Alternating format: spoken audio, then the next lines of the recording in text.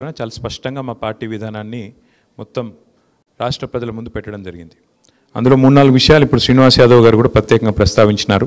కేసీఆర్ గారి కమిట్మెంటు ఈ రోజుది కాదు, ఈనాటి కొత్తది కాదు. 2004లో కృష్ణయ్య గారినే స్వయంగా తీసుకొని ప్రధానమంత్రి గారి దగ్గర పోయి డిసెంబర్ 17, 2004 ఆనాడు కేంద్ర కేబినెట్ మంత్రిగా జాతీయ బీసీ సంక్షేమ సంఘం అధ్యక్షుడిగా కృష్ణయ్య గారిని వారి బృందాన్ని మొత్తాన్ని తీసుకొని పోయి ఆ రోజు ప్రధానమంత్రి గారికి చెప్పిన విషయాలు 3 వారికి గుర్తుండాలి. 1, దేశంలో ఓబీసీ మంత్రిత్వ శాఖ పెట్టాలి. 2, జనాభాకు అనుగుణంగా రాష్ట్రాలకు రిజర్వేషన్లు పెంచుకునే వెసులుబాటు కల్పించాలి.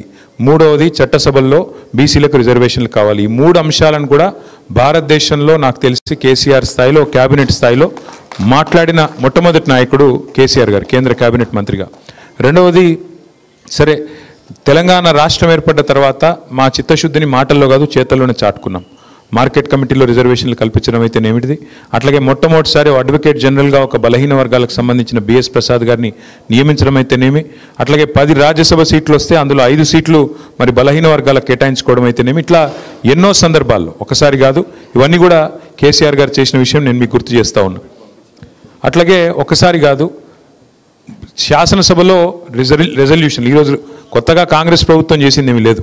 ఎందుకంటే శాసనసభలోనే 2 సార్లు తీర్మానం చేసి పంపించింది టీఆర్ఎస్ ప్రభుత్వం అన్నాడు. అట్లాగే 37% రిజర్వేషన్లు కల్పించాలని ప్రెసిడెంట్కు బిల్లు పంపించింది కూడా అన్నాడు. కానీ మేము వీళ్ళలాగా పబ్లిసిటీ చేసుకోలేదు, వీళ్ళలాగా మిద్దెలెక్కి అరుచుకోలేదు. అయినప్పటికీ మొన్న కూడా కాంగ్రెస్ ప్రభుత్వం డిక్లరేషన్ చేసినాము, మేము కామారెడ్డిలో పెట్టినాము, 42% రిజర్వేషన్ మేము కల్పిస్తామని చెప్తే దానికి కూడా ప్రభుత్వం వచ్చింది. కాబట్టి ప్రభుత్వంలో ఉన్న పెద్దలు మా పాలసీ కూడా అదే కాబట్టి అనుకూలంగానే మాట్లాడినాం, అనుకూలంగానే ఓటు కూడా వేసినాం శాసనసభలో. అయితే ఇక్కడ మీరు దయచేసి శ్రీనివాస్ యాదవ్ గారు చెప్పిన మాటల్లో మీరు ఎవరన్నా బాధపడి ఉంటే నేను మీకు విజ్ఞప్తి చేసేది ఒకటే, వారు ఆవేదనతో చెప్పినారు. వారు చెప్పిన మాటల్లో వాస్తవం కూడా ఉన్నది. మీరు ఒకటి గుర్తుపెట్టుకోవాల్సింది, జరగాల్సిన చర్చ కానీ జరగాల్సిన బిల్లు కానీ దేశవ్యాప్తంగా బీసీలకు లాభం జరగాలి అంటే పార్లమెంట్లో చేయాల్సిన పనిని శాసనసభలో చేసి మళ్ళీ నెపాన్ని ఇతరుల మీదకి తోసే ప్రయత్నం ఏదైతే ఇక్కడ కాంగ్రెస్ ప్రభుత్వం చేస్తున్నదో అది మంచిదైతే కాదు. అంటే అల్టిమేట్గా చిత్తశుద్ధి ముఖ్యం. నిజంగా కాంగ్రెస్ ప్రభుత్వం చిత్తశుద్ధితో ముందుకొస్తే ఈ పార్టీకి పని అయిపోయి ఉండాలి. కానీ ఒకటే పార్టీ 5 గొంతులతో మాట్లాడుతుంది.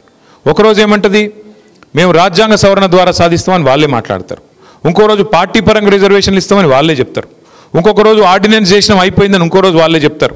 4వ రోజు రాహుల్ గాంధీ ప్రధానమంత్రి అయితేనే ఇది అయితే తప్ప లేకపోతే కాదని వాళ్ళే మాట్లాడతారు. మరి రాహుల్ గాంధీ ప్రధానమంత్రి కాకముందే వచ్చి జీవో ఎవడిమన్నాడు నిన్ను? రాహుల్ గాంధీ ప్రధానమంత్రి కాకనే పాయ్, నువ్వు ఢిల్లీలో మాట్లాడుతీవి, ధర్నా చేస్తేవి, దిగితివి, వీడికి వచ్చి బిల్లు లేదు ఏం లేదో జీవో ఇస్తేవి. ఇన్ని గొంతులతో మాట్లాడితే వాళ్ళ చిత్తశుద్ధిని మేము ప్రశ్నించకపోతే ఎట్లా? ఇన్ని గొంతులతో మాట్లాడేది వాళ్ళే, ఇప్పుడేదో మళ్ళీ తెల్లారలేస్తే నిందించేది వాళ్ళే. మొన్న పొన్నం ప్రభాకర్ గారు, శ్రీహరి గారు ఇద్దరు బీఆర్ఎస్ బీజేపీ అడ్డం పడ్డదంటాడు. మేము ఎక్కడ అడ్డం పడ్డామండి? కమలాకర్ గారు మద్దతు ఇవ్వలేదా? మాకు శ్రీనివాస్ యాదవ్ గారు మాట్లాడి మద్దతు ఇవ్వలేదా? పార్టీగా మేము ఓటు వేయలేదా? ఇష్టం వచ్చినట్టు నిందలేసి వాళ్ళు చేసేది వాళ్ళకి చిత్తశుద్ధి లేనిది వాళ్ళకి, ఉల్టా పార్లమెంట్లో జరగాల్సిన పని ఇక్కడ చేసి ఇవాళ నిందించే ప్రయత్నం చేస్తే మేము మా నాయకుడు ఆవేదనగా మాట్లాడినారు తప్ప ఇంకోటి కాదు. నారగోని గారు కానీ, శ్రీనివాస్ గౌడ్ గారు కానీ, కృష్ణయ్య గారు కానీ, మీతో ఒకటే రిక్వెస్టు, మీరు మంచి ప్రయత్నం చేస్తున్నారు, సంతోషం. మీ ప్రయత్నాలు ఫలించాలనే మేమందరం బ్రహ్మాండం కోరుకుంటా ఉన్నాం. మాకు ఎవరికి కూడా రెండో అభిప్రాయం లేదు. అయితే దయచేసి మీతో ప్రార్థన, ఇది కాంగ్రెస్ పార్టీ చేసేది చిత్తశుద్ధి లేని శివపూజ లాంటిది. వాళ్ళకైతే చిత్తశుద్ధి లేదు, రాదు. రేవంత్ రెడ్డి గారి నాయకత్వంలో మాత్రం బీసీలకు న్యాయం ఎన్నటికీ జరగదు. ఇది వాస్తవం. ఎవరు అవునన్నా కాదన్నా మీకు కూడా తెలుసు, మాకు కూడా తెలుసు. సరే మీరు కెమెరాల ముంగట చెప్పలేకపోవచ్చు, మేము చెప్పగలుగుతాం, మేము చెప్తాం. అయితే మీతో ప్రార్థన ఏంది అంటే, మీ అందరితో కూడా మీరు ఎట్లయితే ఇవాళ మమ్మల్ని వచ్చి కలిసి మా మద్దతు కూడగొట్టే ప్రయత్నం చేస్తున్నారో, ముమ్మాటికి శాసనసభలో ఎట్లయితే మద్దతు చెప్పినామో, 10 ఏళ్ళు ప్రభుత్వంలో ఉన్నప్పుడు కేసీఆర్ గారి నాయకత్వంలో ఎట్లయితే బలహీన వర్గాల సంక్షేమం కోసం చిత్తశుద్ధితో ప్రయత్నం చేసినామో, కాంగ్రెస్ పార్టీ యొక్క మెడలు వంచేదాకా, బలహీన వర్గాలకు వాళ్ళు ఇచ్చిన ప్రతి మాట నిలబెట్టుకునేదాకా 1,00,000 కోట్లు ఇస్తామని చెప్పినారు 5 ఏళ్లలో. 2 ఏళ్ళు అయిపోయింది, 12,000 కోట్లు దాటలేదు. ఆ 12,000లో కూడా ఖర్చు చూస్తే మీరు లెక్క తీయండి దయచేసి, పెద్దలు ఉన్నారు, నాకు తెలిసి 8,000 కోట్లు కూడా దాటలేదు. 8,000 కోట్లు ఇప్పటికీ కూడా ఫీజు రీయింబర్స్మెంట్ బకాయిలు ఉన్నాయి. బలహీన వర్గాలకే సింహభాగం అందులో వస్తాయి. దాంతోపాటు కాంగ్రెస్ పార్టీ చెప్పింది 42% ఒకటే చెప్పలేదు, వాళ్ళు 1,00,000 కోట్లు ఒకటే చెప్పలేదు బడ్జెట్. వాళ్ళు చెప్పిన మాట సప్లాన్ తెస్తామన్నారు. దయచేసి మీరు ఈ మాట నేను అంటుంటే మీరు తప్పు పట్టొద్దు, తప్పు అనుకున్నా దయచేసి నేనైతే చెప్పాల్సి వస్తుంది. ఎందుకంటే ఇప్పుడు 42% రిజర్వేషన్ ఓన్లీ ఇక్కడ వాళ్ళు తెచ్చిన జీవో ఓన్లీ ఎలక్షన్ల కోసం తెచ్చినారు. ఏది?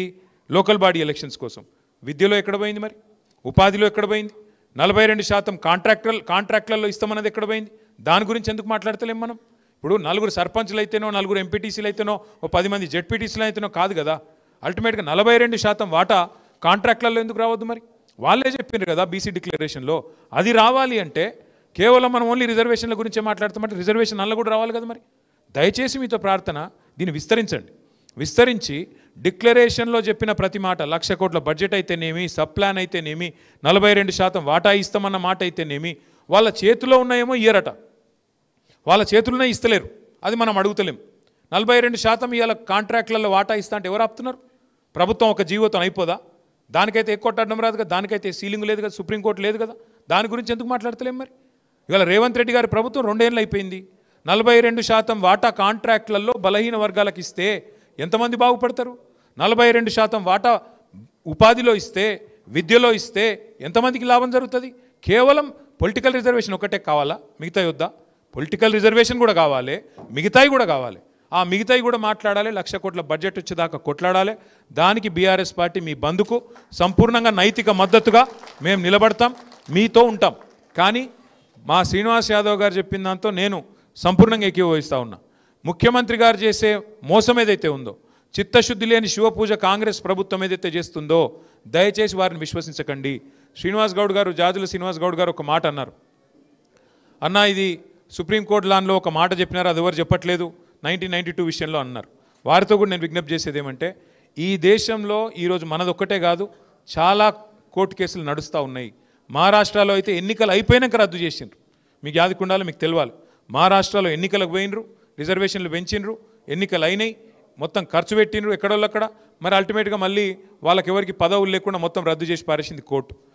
అల్టిమేట్గా దీని పరిష్కారం మీరు, నేను, ఎవరు ఏమనుకున్నా వాస్తవం ఏంది అంటే, ఇవాళ మోడీ గారు, రాహుల్ గాంధీ గారు ఛాయ్ తాగే లోపల కావాలంటే పరిష్కారం అయిపోతుంది. ఇద్దరు కూర్చొని వాళ్ళిద్దరు కనుక గట్టికి కూర్చుంటే, ఇద్దరికి కలిపితే ఇలా మిగతా వాళ్ళకి ఎన్ని సీట్లు ఉన్నాయన్నా? 543.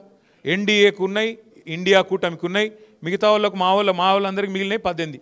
అండ్ల లేని వాళ్ళకి, ఇండ్ల లేని వాళ్ళకు మేము ఇవాళ మిగిలినాయి 18 సీట్లు మాత్రమే ఉన్నాయి. మరి వాళ్ళిద్దరూ కూడబలుకొని, ఇప్పుడు మీరు బీజేపీ మద్దతు పలికిందని కృష్ణయ్య గారు నాకు చెప్పారు. బీజేపీ మద్దతు పలికితే, బీజేపీకి పార్లమెంట్లో బిల్లు పెడితే ఎవరు ఆపుతారన్నా నాకు అర్థం కాదు. మేము ఓటేయమా, కాంగ్రెస్ వాడు ఓటేయడా, ఎవడాపుతాడు? మద్దతు పలుకుడు అంటే ఇక్కడ కాదు కదా.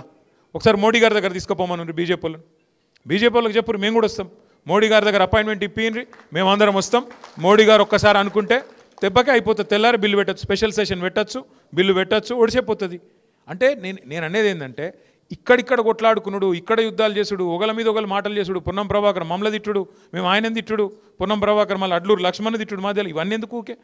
అల్టిమేట్గా ఏంటంటే, రాహుల్ గాంధీ గారు, మోడీ గారు వాళ్ళిద్దరికిన కరెక్ట్గా ఉంటే, వాళ్ళిద్దరికిన కరెక్ట్గా అనుకుంటే, ఒక్కటే ఛాయ్ కప్పు ఛాయ్ తాగే లోపల ఒడిచిపోతుంది పని. దీనికి మనం చేయాల్సింది కార్యక్షేత్రం ఇక్కడ కాదు. ఇక్కడ బంద్ మీరు ప్రకటించారు, దానికి మా నైతిక మద్దతు ఇస్తాం, తప్పకుండా మీతో నిలబడతాం. కానీ అసలు కార్యక్షేత్రం ఢిల్లీ. ఆ ఢిల్లీలో ఒక జంతర్ మంతర్ ధర్నాతో కాదు. ఢిల్లీలో ఉండే పార్లమెంట్ సభ్యులు, మీరు కూడా పార్లమెంట్ సభ్యుడు కృష్ణయ్య గారు, మీరు బీజేపీలో ఉన్నారు. మరి మీరు మీ బీజేపీ నాయకత్వాన్ని మీరు కూడా ఒప్పియాలి, మోడీ గారిని ఒప్పియాలి, మోడీ గారిని అడగాలి. వారు ఓబీసీ స్వయంగా. మీరు ఇన్ని పోరాటాలు చేసిన పెద్దలు మీరు, దయచేసి మీతో ప్రార్థన, యుద్ధం చేయాల్సింది అక్కడ. మాకేమో ఇప్పుడు యుద్ధం చేద్దామంటే కూడా మాకు కత్తి ఇయ్యలే ప్రజలు. మాకు లోక్సభలో ఒక్క సీటు కూడా లేదు, ఒక్క ఓటు కూడా లేదు. కానీ రాజ్యసభలో 4 ఉన్నారు. 4 ఓట్లు మీకు మాటిస్తున్న కృష్ణన్న, బిల్లు పెడితే ఆ 4కి 4 ఓట్లు, మొదటి ఓట్లు మేమే ఇస్తాం. పార్లమెంటులో జరగాల్సిన పనిని మనం ఇక్కడ పంచాయతీ స్థాయిలో, క్షేత్ర స్థాయిలో ఇక్కడ కొట్లాడితే ఎంత చేసినా కంఠశోషణ అవుతుంది. కేసీఆర్ గారి ప్రయత్నం కూడా తెలంగాణ కోసం ఎప్పుడు ఫలవంతమైంది కృష్ణన్న? ఆఖరికి మళ్ళీ పార్లమెంట్లో బిల్లు పాస్ అయితేనే 2014 ఫిబ్రవరిలో తెలంగాణ వచ్చింది. అట్లనే మన పోరాటం కూడా ఫలించాలి, మీ ఆలోచన కూడా సఫలం కావాలంటే కార్యక్షేత్రం అక్కడ. ఇది వాస్తవం. ఇవాళ రేవంత్ రెడ్డి చెప్తున్నాడు, ఆయన పక్క నుండి అడ్వకేట్ జనరల్ చెప్తున్నాడు, సుప్రీంకోర్టు లాయర్ ఒక ఆయన ఇటు చెప్తాడు, ఒక ఆయన అటు చెప్తాడు. శ్రీనివాస్ గౌడ్ సాబ్కి ఒక ఆయన ఏందో చెప్పిండు, ఇంకొక ఆయన పక్కకు పోయాడు, ఇంకో మాట చెప్తాడు ఆయన. ఇక లాయర్లు ఎసంటోల్లో మీకు తెలుసు. నేనేం అంటే లాయర్లు నేను అవమానిస్తలేను, దయచేసి మళ్ళీ వేరే పంచాయతీ పెట్టకూరి.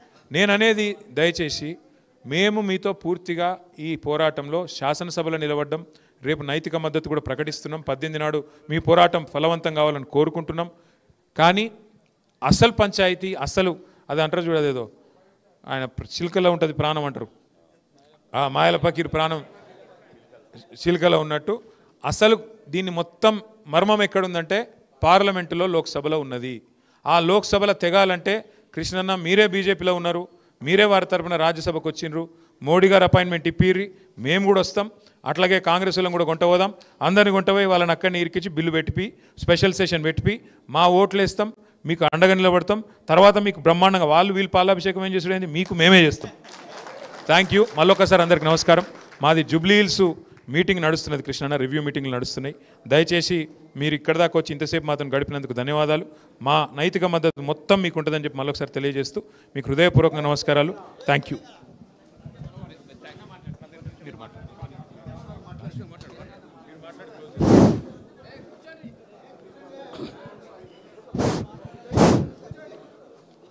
కార్యక్రమానికి ముఖ్య అతిథిగా వచ్చినటువంటి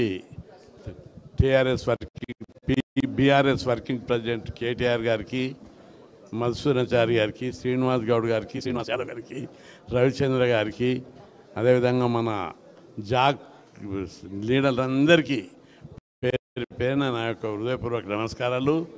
మన ఉద్యమానికి మా బంధుకు మద్దతుగా కేటీఆర్ గారు మద్దతు ప్రకటించినందుకు శుభాకాంక్షలు, హర్షం వ్యక్తం చేస్తున్నాను.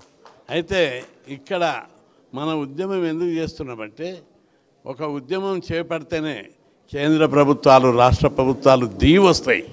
ఇప్పుడు తమిళనాడులో వాళ్ళు అక్కడ 3 రోజులు బంద్ చేసారు, పార్లమెంట్లో షెడ్యూల్ పెట్టాలని, 9th షెడ్యూల్లో పెట్టాలని. ఆ తర్వాత పార్లమెంట్లో రేజ్ చేశారు.